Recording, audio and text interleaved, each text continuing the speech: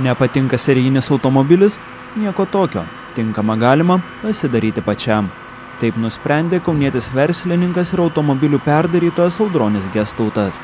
Vieną dieną, neapsikentęs vienodų, nieko nesiskiriančių serijinių modelių, vyras užsidarė garaže, iš kurio po ilgų darbo mėnesių išriedėjo du visiškai kitokie automobiliai. Vienas 2-kart perdarytas 6 serijos BMW, kitas 9 mėnesių pono Audronio darbo pareikalavęs AG Excalibur. Visada norėjau važinėti su išskirtinė mašinom ir turiu tokią galimybę, kad galiu nusipirkti mašiną, kokią noriu, kad ir labai brangią mašiną. Tačiau vis tiek bus taip, kad kažkas jau turi šitokį automobilį o aš noriu važinėti su mašina, kad niekas daugiau tokios neturėtų. Ir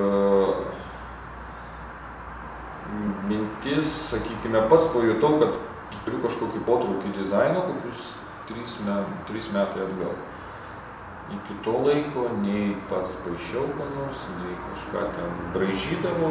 Ta mašina buvo graži, 6 serijos BMW, bet nebuvo tiek graži, kokia aš norėčiau važinėti. Ir ką aš tada pradėjau važinėti per Lietuvos tuningo firmelės įvairias.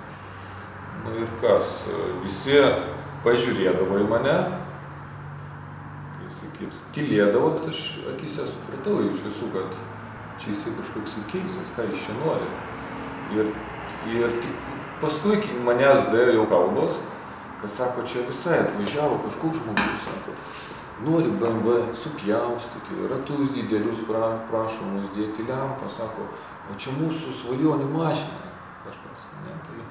Tai žmonės taip ir realiai nesuprato, ko aš noriu. Labai gražiai tos tuningo firmelės man pasiūlydavo eiti pas konkurentus.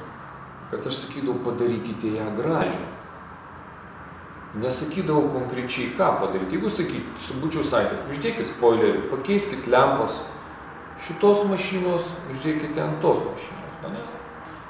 Tai būtų konkretumas, būtų padarę, bet kai tu ateini, sakai, padarykite, man negražu, padarykite gražu, nieks nežino ką. Nu ką, supratau, kad reikia mašiną daryti pačiam.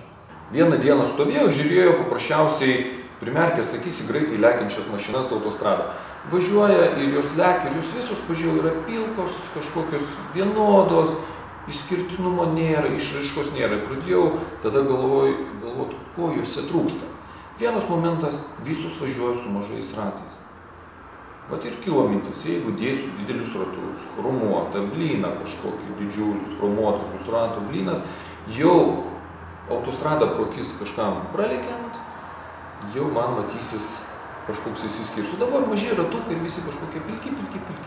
Ne? Va, antras dalykas, visos mašinos, vėl, spalvos susilieja, kad ir kokia spalva bebūtų, jinai gauna, kaip čia dabar pasakyti, mašina švari važiuoja labai trumpą laiką. Dažniausios dulkėtos kažkur tai po lietaus visos tokios plėmuotos ir vėl jos važiuoja iš principų pralekia, tos vėl jinai jeigu taip žiūrint, primerkus akis ir lekia ta pati pilka masė. Todėl vėl galvoju, reikia spalva, kad būtų ryški, bet iš savęs ryški. Man norėjusi mašinos, kuri turėtų išraiškos, kažkokių bangų, linijų, kažkokių užbrieštų, kad šonai, pavyzdžiui, užbriežti būtų ryškia spalva. Šita spalva nėra iš automobilinių paletės. Jinai iš savęs, jinai yra aiški, jinai yra, pirma mašina buvo nudažyta visa baltai, baltas padas ir ant balto pado uždėta raudona spalva. Ir tas baltumas prasimuša ir per raudoną spalvą ir duoda ryškumą. Ir man to patinka, kad ir gavus dulkės, arba net žiemą ten jinai visa tom druskom kažkur jinai vis tiek gaunasi iš savęs ryški. Dar vienas momentas, saloną padariau baltą visiškai.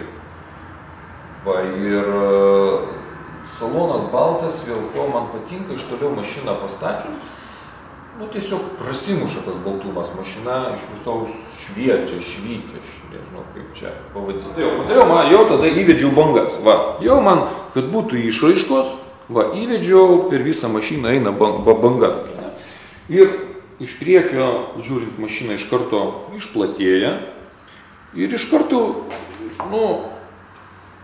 stengiausi daryti, kad truputį kiltų ir virš kapoto truputį šitos banga.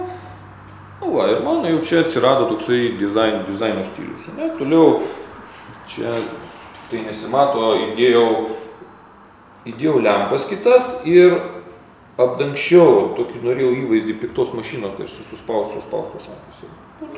Kiti tuningo meistrai, tai jie paprasčiausiai nesuveda viską į vientisumą. Jeigu kažkoks klientas paprašė kažką padaryti, čia papūsti, jie papučia ir viskas. O man taip ir būna mašina, sakykime, kažkokią tarsi ištesta padaro, o stogas kaip liko, taip ir liko kažkoksai, standartinis. Tai jeigu mašiną ištesi ir stogą reikėtų taip sklandžiai ištesti, tai va, tai aš gavau stogą perdirbti, va, bandžiau suvesti, jeigu ištesiau kapotą, tai ir stogą, va, kartu ištesiu. Kai išpjauni, išdėdi didelius ratus, išpjauni didelės arkas, mašina iš karto vizualiai sutrumpėja. Tokia buka pasidaro.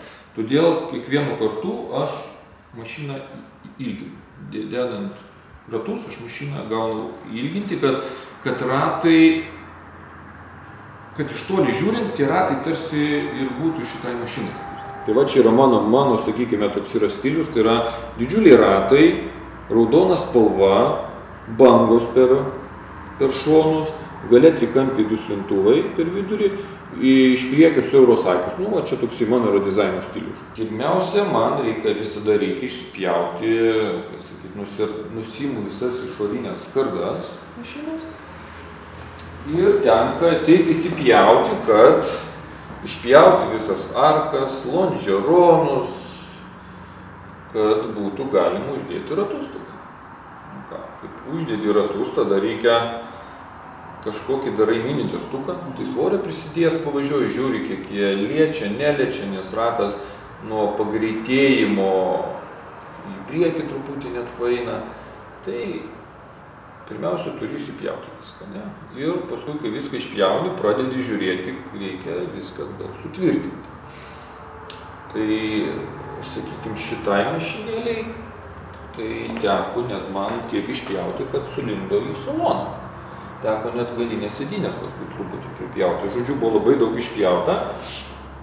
Ir paskui rimi, žiūri, jeigu tai aliuminis, tai kažką kniedinė, jeigu plienas, tai vėrinį. Pradedi suvirinti, atgal turi suvirinti naują konstruktyvą. Kai suvirini, tada iš skardos išriečiu poskopius.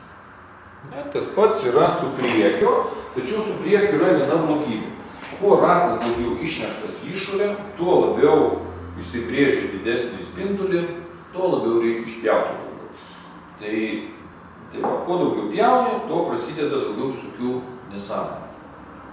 Tai iškelti reikia kažkokius varikliukus, tai kažkokius per naujo išlankstyti vamzdelius. Tai va, dedasi putos kleckas. Čia priekio visur dedasi putos kleckas. Tada į bagažinę aš įdedu kokius 300 kg, vietoj galinių sėdynių dar 100 kg ir išvažiuoju pasivažinėti. Lentų prisidedu.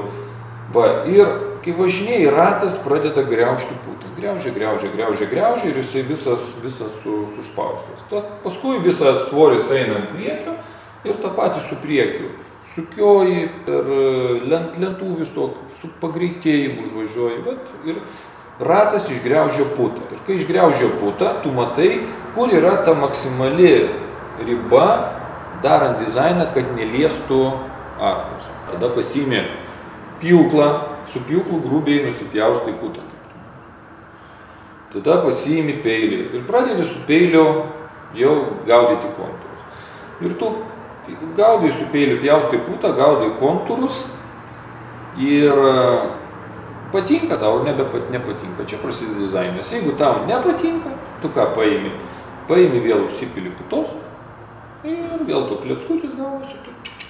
Kai sakyt kleckai, nupjaustai.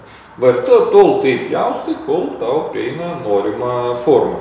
Vat, sakykime, šitos mašinos bagažinę aš padariau tik iš 5 karto.